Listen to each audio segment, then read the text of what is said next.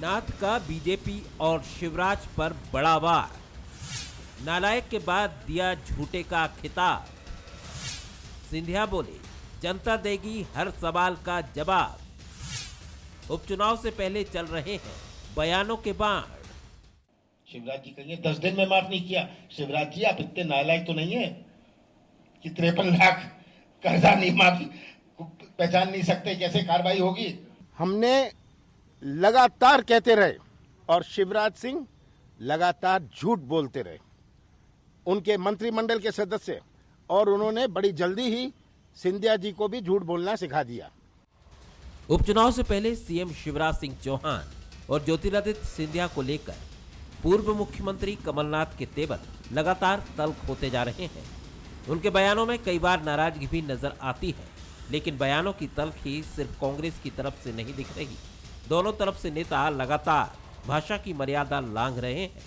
ये लिस्ट काफी लंबी है। जो पहले हस्ताक्षर किए मुख्यमंत्री बनने के बाद कमलनाथ जी ने, वो ही मध्य प्रदेश के किसानों के साथ धोखाधड़ी करके किए। सबसे बड़ा झूठेला, सबसे बड़ा धोखेबाज कोई अगर है इस देश में नेता, तो वो है मध्य प्रदेश का पूर्व मुख्यमंत्री, कांग्रेस का प्रदेश अध्यक्ष और नेता प्रतिपक्ष कमलनाथ जी। अरे भाजपा कार्यालय तोड़ने आ गए थे यारो, भाजपा कार्यालय। कैसा आतंकवादी था कमलनाथ का राज।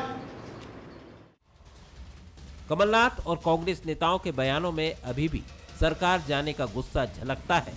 उपचुनाव को अंतिम लड़ाई मान रही कांग्रेस दल बदल और गद्दारी को मुद्दा बना रही है। उसके निशाने पर शिवराज सिंह के साथ ही बीजेपी के महाराज भी है। शिव और सिंधिया की जोड़ी नाथ के हर हमले का जवाब भी दे रही है। तुम लाए हो कमलनाथ, किसानों के फसल बीमा योजना के प्रीमियम के 2200 करोड़ रुपया खा गए। 2018 के एक पैसा जमा नहीं किया। मैंने आते ही खाते में पैसा डाल दिया। कमलनाथ नायक है और शिवराज सिंह चौहान नालायक है। तुम लायक हो कमलनाथ, तुमने 0% ब्याज पे कर्जा देना बंद कर दिया किसान को। गद्दार हुए हैं जिन्होंने गद्दारी की है मध्य प्रदेश की 7.5 करोड़ जनता के साथ। उनको सबक ये 7.5 करोड़ की जनता इन 28 विधानसभा में कांग्रेस को सिखाएगी। नेताओं के तरकशे बयानों के बाढ़ तो चल ही रहे हैं। इसके साथ ही उपचुनाव के मुद्दे भी लगभग सेट हो गए हैं। किसान फिर से सियासत के केंद्र में है। कांग्रेस जहां कर्ज माफी को जनता के बीच लेकर जा रही है, तो वहीं बीजेपी कर्ज माफी को झूठा बता रही है। विधानसभा में गलत आंकड़ों को लेकर सरकार अधिकारियों पर कार्रवाई की राह पकड़ चुकी है। मतलब साफ है कि उपचुनाव की जंग इस बार मुद्दों और बयानों का कॉकटेल होने जा रही है। नमस्कार, मैं हूं शरद द्विवेदी और हमारा आज का मुद्दा है बयानों के वीर चला रहे हैं तीर। अब चुनाव है तो बयानों के वीर भी हैं और उनके तीर भी हैं, और ये तीर कुछ इस अंदाज में और इस तरीके से सामने आ रहे हैं कि कहीं लायक नालायक का सब्जेक्ट चल रहा है, तो कहीं झूठ और झुठेले की बात हो रही है, कहीं देशद्रोही की बात हो रही है। तमाम तरह के ये आरोप हैं और इन आरोपों के पीछे गुस्सा भी है, नाराज़गी भी है, और कहीं ना कहीं ये बताने की कोशिश भी है कि साहब हम बेहतर हैं और सामने वाला तो इस लायक भी नहीं है कि उसका जिक्र हम करें, वो तो काबिल जिक्र भी नहीं है। लेकिन ये जंग, इस पर हम लोग बार बार बात करते हैं कि आखिर मुद्दों की तरफ क्यों नहीं आती है, मुद्दों पर क्यों बात नहीं होती है, और बात एक दूसरे के व्यक्तित्व पर इस तरह से कीचड़ उछालने की तरफ क्यों मुड़ जाती है कि जहाँ ये बात समझ में आती है कि आपका गुस्सा है, आपकी नाराज़गी है, आपकी खींच भी है, कुछ भी हो सकता है, आपका एक ऐसा मनोभाव है जिसको सकारात्मक कहना तो कठिन होगा, लेकिन भाषा के तमाम संयमों को लांघते हुए आखिर आप जनता के बीच में किस किस भाव से संप्रेषित हो रहे हैं, ये भी क्या आप सोच रहे हैं? कई बड़े सवाल हैं, आज इसी पर हम बात करेंगे। और जो मेहमान हमारे साथ हैं उनसे मिल लीजिए। मेरे साथ भोपाल स्टूडियो में हैं कांग्रेस के युवा नेता और प्रवक्ता अब्बास हफीज़ साहब, बहुत स्वागत करता हूँ। ग्वालियर से हमारे साथ जुड़ रहे हैं बीजेपी के युवा नेता और प्रवक्ता राजेश सोलंकी जी हमारे साथ हैं, उनका भी मैं स्वागत करता हूं। और वरिष्ठ पत्रकार और राजनीतिक विश्लेषक सुशील शर्मा जी हमारे साथ हैं, उनका भी मैं स्वागत करता हूं। सुशील जी, किस तरह देखते हैं आप ये जंग जो अब यहाँ से शुरू होकर तमाम संयम को लांघ रही है? सिंधिया जी के बारे में कमलनाथ जी कह रहे हैं कि शिवराज जी तो झूठ बोलते ही हैं, सिंधिया जी को भी झूठ बोलना सिखा दिया है। ये तमाम बातें बड़ी हैरत में डालती हैं कि क्योंकि शायद सब एक दूसरे को उकसा रहे हैं, सब एक दूसरे को भड़का रहे हैं, सब एक दूसरे के बारे में कुछ ऐसी भाषा का प्रयोग कर रहे हैं जिस भाषा से गुस्सा आता है और फिर संयम टूटता है तो इसी तरह के बयानों की बाढ़ आ जाती है। क्या कहेंगे आप? नहीं, देखिए शरद जी, चुनाव में मुद्दे तो होते ही महत्वपूर्ण, लेकिन मुद्दों से ज्यादा होता है किसी एक पंच लाइन को लेके अगर जनता सीधे सम्मोहित हो जाए, जैसे गद्दार का टैग चस्पा करने की कोशिश की जा रही है, तो अगर जनता उससे आकर्षित हो जाती है तो फिर मुद्दे तो अपनी जगह काम करते हैं, लेकिन ऐसी टैगलाइन भी जो है काम कर जाती है। आपको ध्यान होगा 2003 के इलेक्शन में मिस्टर बंटा ढार जो है वो जिस तेजी से पॉपुलर हुआ था, वो केवल उस शब्द नहीं कई वोट बीजेपी को दिलवाए होंगे। तो ऐसा होता है, पिछली बार आपने देखा माफ करो महाराज हमारे नेता शिवराज, ये भी एक लाइन चलाने की कोशिश की गई थी, हालांकि ये लाइन सफल नहीं हो पाई थी। अब नालायक, लायक, गद्दार, खुद्दार, इन शब्दों से कहीं ना कहीं जनता को सीधा कनेक्ट करने की कोशिश की जा रही है। मुद्दों पे तो कार्यकर्ता काम कर ही रहे हैं, सरकार काम कर रही, विपक्ष भी काम कर रहा है, जनता तक जा रहे हैं, लेकिन कुछ ऐसी कोई लाइन जो जिससे मतदाता सीधे अपने आप को प्रभावित माने और उस पर जुड़ जाए, वो कोशिश जो है अब इस चुनाव में करने की कोशिश की जा रही है। जी, लेकिन ये कितनी कामयाब होगी, कितनी कारगर होगी, ये कौन जानता है। और ये सही बात है, लेकिन अगर आप कोई नारा गढ़ते हैं तो उस नारे के पीछे की सच्चाई जनता को उस नारे से जोड़ती है, न कि उस नारे को आप कितना भी आकर्षक और कितना भी सुनहरा और चमकदार बना दें। और ये सभी राजनीतिक दलों का सच है। अब्बास हफीज़ साहब, कमलनाथ जी कभी इस तरह के लीडर के तौर पे देखे नहीं गए जो कड़वा बोलते हों, तीखा बोलते हों, चुभने वाला बोलते हों। क्या हो गया है उनको? क्यों इतनी नाराज़गी के भाव से वो बोल रहे हैं? झूठ बोलना, शिवराज जी भी झूठ बोल रहे हैं, उनको भी सिखा दिया है झूठ बोलना। देखिए, सबसे पहले शरद जी, मध्य प्रदेश ने देखा कि भाजपा ने किस तरह का झूठ बोला। भारतीय जनता पार्टी किसानों को धोखे में रखती हुई आ रही थी। जब सत्ता में आई तो कहते रहे कि कोई कर्जा माफ़ नहीं हुआ, कुछ नहीं हुआ, ऐसा लग रहा था जैसे एक माहौल बना देंगे कि 1 रुपया भी माफ़ नहीं हुआ। फिर सदन के पटल पे जो जिम्मेदारी से भरा जवाब होता है, जो आर्काइव में जाता है, जिसकी एक स्टैंडिंग होती है अपने आप में, वहाँ जवाब आता है कि साहब 27 लाख किसानों का कर्जा माफ़ हो गया है, 12,000 करोड़ किसानों का कर्जा, जो 12,000 करोड़ की राशि है वो माफ़ की जा चुकी है। अब बैकफुट पे आ जाती है भारतीय जनता पार्टी। जब उनका झूठ बेनकाब हुआ तो क्या उनको सच्चे कहें, क्या उनको सच का सेवक कहें, क्या कहें, उनके ऊपर सही जो अल्फाज हैं वो बोले, जिससे बहुत तकलीफ हो गई भारतीय जनता पार्टी के अंदर। लेकिन हाँ, रही बात नारों की, तो हम वचन वाली सरकार लाए थे। हमारा नारा सिर्फ हमारा वचन था, कांग्रेस का वचन था। एक मुख्यमंत्री जिन्होंने वचन दिया और वचन को पूरा करने में लग गए थे, वो उनकी सरकार को धोखा देकर गिराया। उनका नुकसान नहीं हुआ, जनता का नुकसान हुआ। जनता पहली बार देख रही थी शरद जी कि उसके जो सपने थे, जो उसको दिखाए गए थे, वो पूरे हो रहे थे वचन के रूप में। ऐसा ही किसान कर्ज माफी उसकी सबसे बड़ी मिसाल है। सोचिए, 27 लाख किसानों के घर में खुशियां गई हैं कमलनाथ जी के द्वारा जो काम किए गए उससे। अब उस मुख्यमंत्री के सपनों को तोड़ना, उसके सपनों को तोड़ना नहीं था, उसके प्रदेश के सपनों को तोड़ना था, आम नागरिक, आम जनता के सपनों को तोड़ना था। उसका गुस्सा उनके अंदर है। उसका गुस्सा आता है कि जो सपने दिखाए थे और जो सपने पूरे कर रहे थे, वो भाजपा ने अपने खुद के फायदे के लिए जनता के पूरे नहीं होने दिए। बस ये एक तरह का आप नैतिकता का देख सकते हैं। लेकिन शिवराज जी किस लिए नाराज हैं? शिवराज जी क्यों दाद पीस पीस के गालियां देने की भाषा की तरफ चले जाते हैं? उनकी तो छवि ऐसी नहीं थी। शिवराज जी तो एक बहुत ही अच्छे छवि के नेता रहे हैं हमेशा से। उनको क्या हो गया? वो क्या भाजपा की रीति नीति के अंदर पूरी तरह से समा गए? ये थोड़ा सा दुख का विषय है। आने वाले उपचुनाव की बौखलाहट उनको दिख रही है और ये सारी चीजें सब समझ रहे हैं। सोलंकी जी, आप क्या कहेंगे? कांग्रेस के युवा साथी कह रहे हैं कि आपने यानी बीजेपी ने संयम खो दिया है, तो आप हमसे क्या अपेक्षा रखते हैं? हम कोई संत थोड़ी हैं, कोई दार्शनिक थोड़ी हैं कि अपने तमाम मनोभावों को छिपाकर जवाब नहीं देंगे। यानी टिट फॉर टैट, जैसे को तैसा। यही बीजेपी भी सोच सकती है कि शुरुआत तो आपके यहाँ से होती है, तो ये तो सिलसिला थमने वाला नहीं दिखता है। बहरहाल, पूरे मामले पर आपकी राय? नहीं, अब्बास भाई ने आपके प्रश्न का जवाब नहीं दिया। आपने पूछा था कि कमलनाथ जी ऐसे तो ना थे, लेकिन ऐसे कैसे हो गए? इसका जवाब अब्बास भाई को देना था। वास्तव में हम भी आज थोड़ा सा चौंके हुए थे कि जब कमलनाथ जी का शब्द सुनने में आएगा जी, क्योंकि कमलनाथ जी जिस तरह के नेता हैं, संजीदा हैं, संवेदनशील हैं, उनसे जो लोग मिलते हैं उनको मिलकर बड़ी खुशी भी होती है।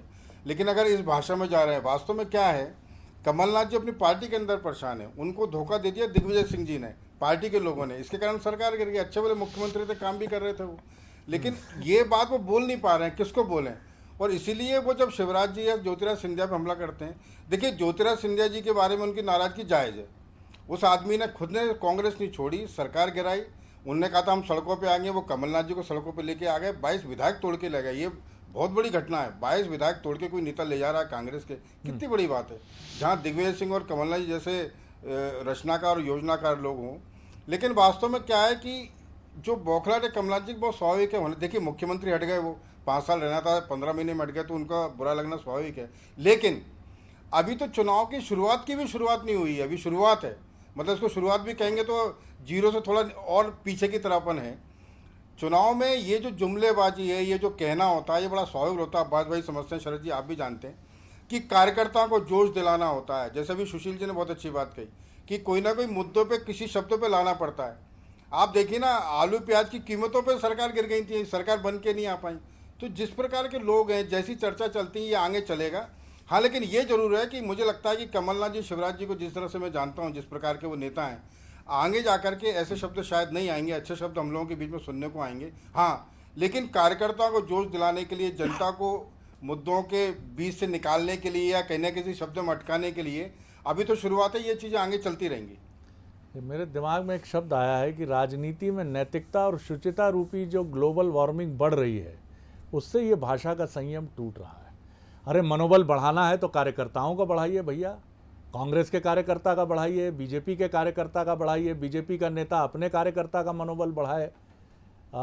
मैं अक्सर याद करता हूँ, और सोलंकी जी के पिताजी की ही वो बात है कि उन्होंने 2002 के आसपास एक इंटरव्यू में कहा कि बीजेपी के कार्यकर्ता को ये भरोसा ही नहीं है कि वो मध्य प्रदेश में 10 साल की कांग्रेस सरकार को हटाकर सत्ता में वापसी कर सकता है। मैंने उनसे पूछा, मैंने कहा ये आप क्या बयान दे रहे हैं, संगठन महामंत्री हैं आप बीजेपी के और आप इतनी बड़ी बात कह रहे हैं कि बीजेपी के कार्यकर्ता को भरोसा नहीं है। तो उन्होंने कहा देखिए, कार्यकर्ता को कई बार दूसरे तरीके से प्रेरित करने के लिए इस तरह की नकारात्मक संदेश देना पड़ता है। जो संगठन को समझता है, संगठन यहाँ तो व्यक्तिगत ही चल रहा है, आपने हमसे ही कह दिया, हम भी जवाब देंगे। हफीज साहब आप कुछ कहना चाह रहे थे। देखिए, सोलंकी जी ने कहा, हमारे बड़े भाई हैं, और उन्होंने ये कहा आपसे कि मैंने जवाब नहीं दिया जो सवाल आपने मुझसे पूछा, बल्कि मैंने तो पूरा जवाब दिया कि वो किस बात की प्रक्रिया थी। और बाकी हमारे राजेश भाई ने जो जवाब देना चाहिए था वो अपने जवाब से पूरी तरह से बच गए। ऐसा लगा राजेश भाई की बातों से कि भाजपा के नेता तो उनके मुंह से मतलब स्वर्ण के अक्षर निकल रहे हैं और पूरे अच्छे अच्छे मोती बिखेर रहे हैं। जो अभी बयान दिखा, नंदू भैया का बयान हो, शिवराज जी का बयान हो, माननीय सिंधिया जी का बयान हो, किस तरह की बयानबाजी चल रही थी, ये तो मध्य प्रदेश ने भी कभी नहीं देखा था। और मध्य प्रदेश को मैंने फिर बताया, जो उन्होंने कहा कि हमारे विधायकों ने हमारा साथ छोड़ दिया, अरे उन विधायकों ने अपने स्वार्थ के लिए मध्य प्रदेश का सौदा कर दिया कि आपने उनको इनाम दे दिया था कि तुम विधायकी छोड़ के आओ। विधायकी क्या लगती है, हम तो तुमको मंत्री बना देंगे बिना विधायकी के, बल्क में। अरे आधा मंत्रिमंडल तुम्हारा, मध्य प्रदेश की जनता को जो नुकसान होना है होता रहे, लेकिन हम तुमको फायदा पहुंचाएंगे। इसलिए उन्होंने सरकार गिरा दी। जो मंत्री यहां नहीं बन पा रहे थे वो मंत्री वहां जाके बन गए, बिना विधायकी के बन गए, और जो मंत्री यहां थे वो भी वहां मंत्री बन गए। जो माननीय जिनके निजी स्वार्थ थे वो पूरे हो गए। मध्य प्रदेश की जनता को क्या मिला? ये गुस्सा हमारा मध्य प्रदेश की जनता के लिए है और किसी के लिए नहीं है। सुशील जी, कई बार मैं जब प्रवक्ताओं को स्टूडियो में सुनता हूं तो मुझे लगता है इन्हें चुनाव प्रचार में क्यों नहीं बुलाया जाता। यहां बैठ के इतनी बढ़िया तकरीरें करते हैं, या फिर सीखने की तो कोई सीमा नहीं है। कोई कितना भी वरिष्ठ क्यों ना हो, विद्यार्थी ही रहता है, विद्यार्थी भाव रहना ही चाहिए। अब्बास हफीज साहब से भी सीखा जाता है। राजेश भाई जी ने बहुत अच्छी बातें की, और हमेशा मैं राजेश जी को और अब्बास हफीज साहब को देखता हूं कि ये लोग सच से भी मुंह नहीं चुराते। बहरहाल मैं शायद विषयांतर कर रहा हूं। आप किस तरह देखते हैं ये जंग जो चल रही है?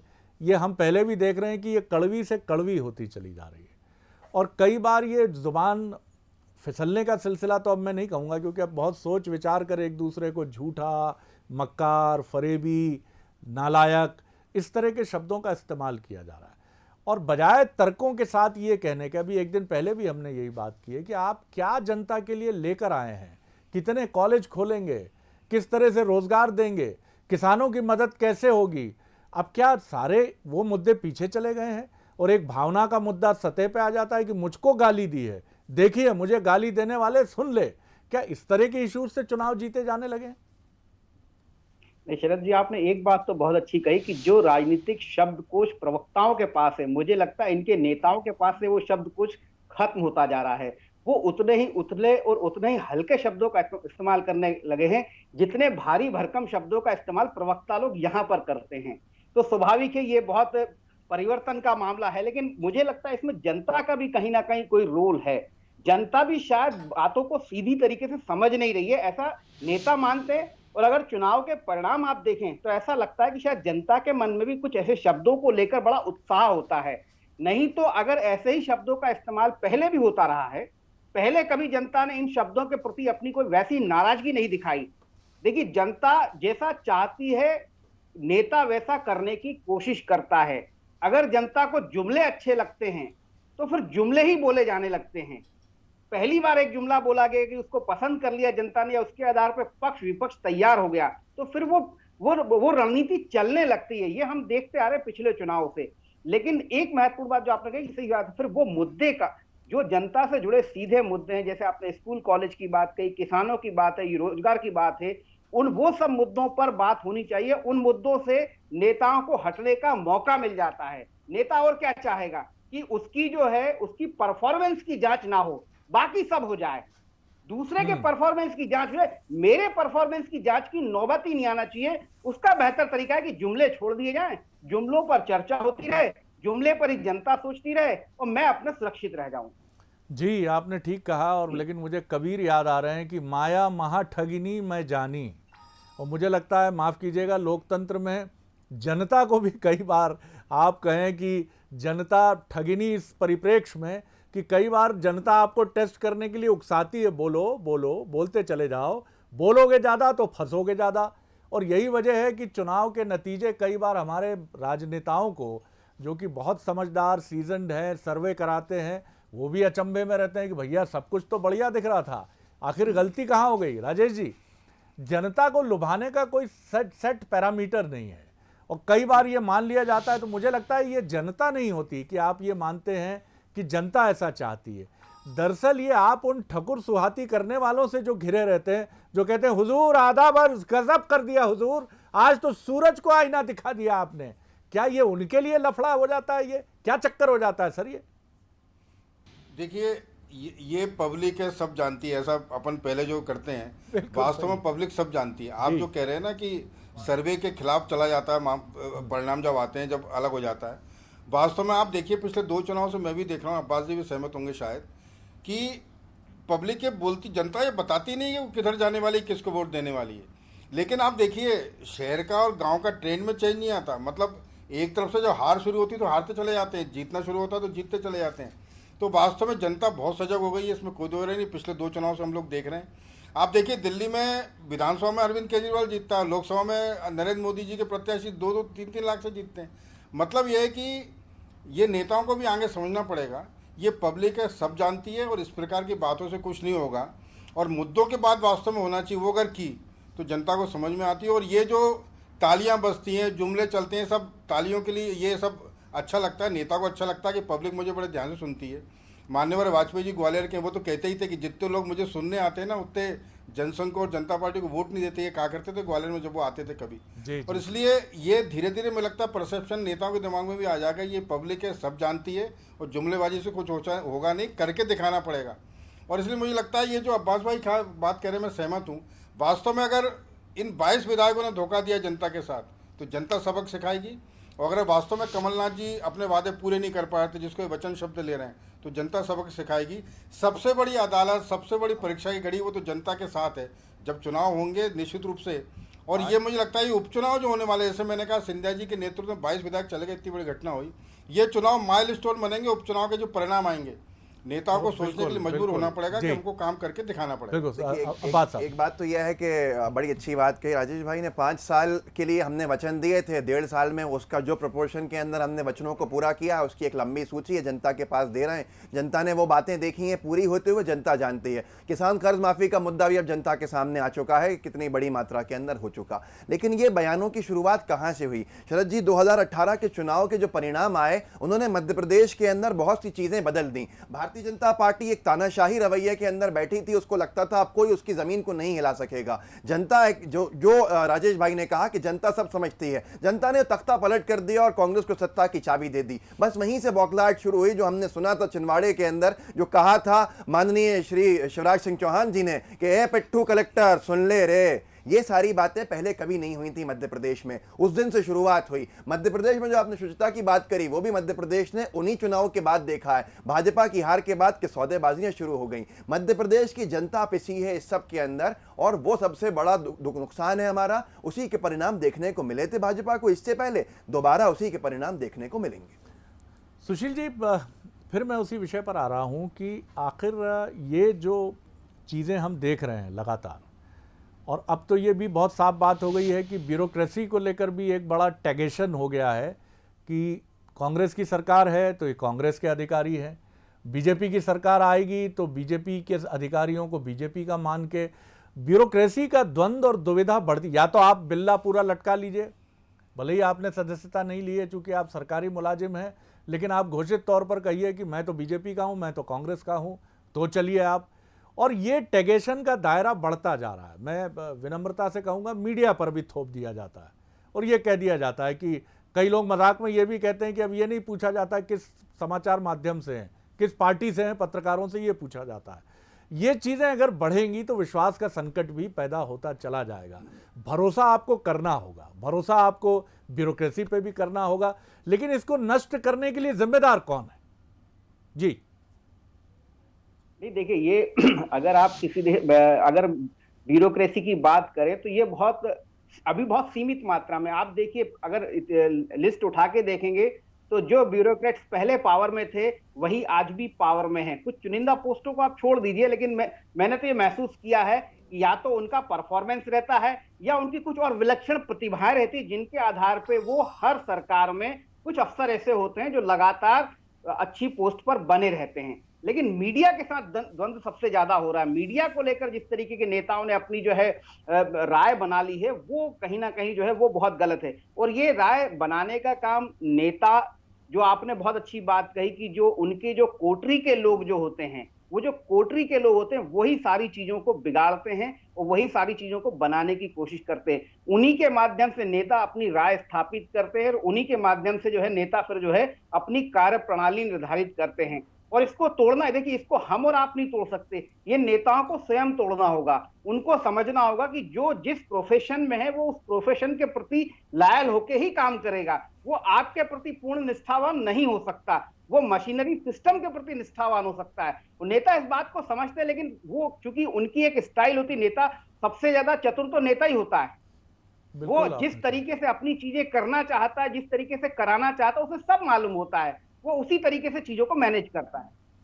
बिल्कुल आपने ठीक कहा, और ये एक बड़ा मसला है, एक बहुत बड़ा मसला है। राजेश जी मुस्कुरा रहे हैं, ज़रूर उनके मन में कोई बात ऐसी है जिसको वो गहन चिंतन मनन के बाद कहना चाहते हैं। राजेश जी, आपकी टिप्पणी इस मसले पर जी सुनना चाहेंगे हम। जी जी जी क्या ये नेता, पत्रकार, अफसर हर एक दूसरे को, जो कहते हैं ना दूसरे का शेर जो है वो पसेरी लगता है, मतलब हमारे गांव में कहावत है कि दूसरे का जो 1 किलो वो 5 किलो होता है। तो नेता से आप कहोगे वो कहेगा पत्रकार बहुत चालाक है, पत्रकार कहेंगे अधिकारी बहुत चालाक है। ये देखिए, कुछ लोग हर जगह चालाक हैं, कुछ लोग हर जगह अच्छे हैं, कुछ लोग हर जगह बुरे हैं। ये आपस में द्वंद्व चलता रहेगा, ये बात सही है। लेकिन ये बात सही है कि अब्बास भाई को एक स्वीकार करना चाहिए कि ज्योतिरादित्य सिंधिया को कांग्रेस को रोकना चाहिए था। आप उनको बात करते, राज्यसभा में भेजते, कुछ भी करते। ज्योतिरादित्य सिंधिया का इतना अपमान हो गया कि ये बहुत बाद में समझ में आया कि वो कांग्रेस पार्टी छोड़ सकते हैं।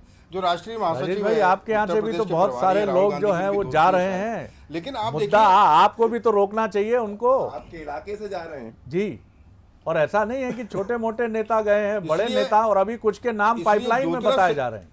हम मध्य प्रदेश के साथ सौदा नहीं कर सकते। हमारा नेता अगर होगा, हमारा नेता चला जाए, लेकिन मध्य प्रदेश की अस्मिता से सौदा नहीं होगा, मध्य प्रदेश के लोगों के अधिकारों से सौदा नहीं होगा। राजेश भाई, आप ले लीजिए, आप सौदा कर लीजिए, बिन विधायकी के मंत्री बना दीजिए, जनता की एक न सुनिए। हमारे 100 नेता कुर्बान हो सकते हैं, अब्बास हफीज कुर्बान हो सकता है, लेकिन जनता की कुर्बानी नहीं लेंगे। आप लीजिए जनता की कुर्बानी, आप की जनता को कुर्बान, जनता को आपने इमाम में कर दिया, उनके लिए जिनको आप ग्वालियर, कहते थे चंबल, भूमाफिया हैं, अरवल्ली तो उपेक्षा हम हुई, वो नहीं उसको कर रोकना सकते। चाहिए हम था। हाथ जोड़ के और क्षमा यहाँ चाहते के हैं आपसे, विधायक आपको मुबारक ज्योतिराज सिंधिया जी। सिंधिया इन सबको संभालने की जो जिम्मेदारी थी, ये कमलनाथ जी जो नहीं कर पाए, और इसलिए जो कमलनाथ जी बौखला रहे, उसका कारण ये है कि उनको अंदाज नहीं था कि ज्योतिराज सिंधिया इतना बड़ा आदमी के 22 विधायक लेके चला जाएगा। हमारा भारतीय जनता पार्टी का इतना बड़ा कौन सा नेता वहां जा रहा है कांग्रेस के अंदर। और इसलिए ये जो जैसे सचिन पायलट को संभाल लिया कांग्रेस ने राजस्थान में, ज्योतिराज सिंधिया को इतना कमतर आंका गया कि वो पार्टी नहीं छोड़ रही, 22 विधायक तोड़ के ले गया। कमलनाथ जी सरकार उनको दे दी, सरकार आपने सरकार उनको दे दी कि बिन मुख्यमंत्री के आपकी सरकार है, माननीय आ जाइए, आपके जितने कहेंगे मंत्री बना देंगे। मैं फिर कह रहा हूँ, मध्य प्रदेश के सौदा हम नहीं करेंगे। उसका कारण ये आपको मुबारक हो, जनता उसका न्याय करेगी, जनता उसका जवाब देगी। हमारे पास से गए हैं तो क्यों गए हैं, इसलिए उनके बौखलाहट उनकी क्या बहुत बड़ी सहमत हूं। चलिए, जनता बताएगी, जनता जनता जवाब ही देगी, बताएगी, जनता की अदालत है, जनता तय करेगी।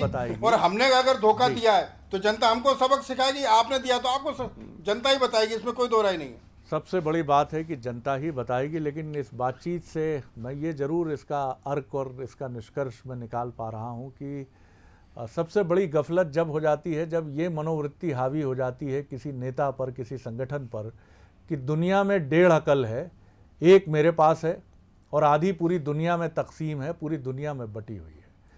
और दूसरी महत्वपूर्ण चीज़ हो जाती है कि सलाहकार बहुत अच्छी चीज़ है, बहुत ही बढ़िया सलाहकार है, लेकिन अगर सलाहकार मंथरा में बदल जाएं, शकुनी में बदल जाएं, तो उनसे खतरनाक घातक विष कोई नहीं है। और पावर करप्ट और एब्सोल्युटली पावर करप्ट, एब्सोल्युटली कई बार मंत्री या मुख्यमंत्री से अधिक पावर हम उनके निकट के लोगों में देखने लगते हैं। और ये बात पक्ष पर भी लागू है और विपक्ष पर भी लागू है। और ये चतुर लोग बड़ी चतुराई से चाहते हैं कि टॉप पद पर बैठा व्यक्ति उन्हीं के नज़रिए से राजनीति को देखे, राजनीति को सच को देखे, क्योंकि उन्हें मालूम है कि वो पर्दे के पीछे हैं। जीते तो वाह वाह और हारेंगे तो भैया तो हैं ही सामने, चेहरा और मुखौटा सब इन्हीं का है। अब इससे बचे कौन? पंचतंत्र की नीति कथाएं तो हमेशा से सजग करती रही हैं, तो सजग ही होना सबसे बेहतर है साहब। और आपको कौन ज्ञान दे सकता है? हम लोग तो यहाँ बैठ के बहस करते रहते हैं, लेकिन सबसे ज़्यादा समझदारी तो आप ही यानी हमारी पॉलिटिकल फ्रेटर्निटी के पास है। बहुत धन्यवाद राजेश जी, बहुत धन्यवाद अब्बास हफीज़ साहब, और बहुत धन्यवाद सुशील जी। बने रहिए बंसल न्यूज़ पर। नमस्कार।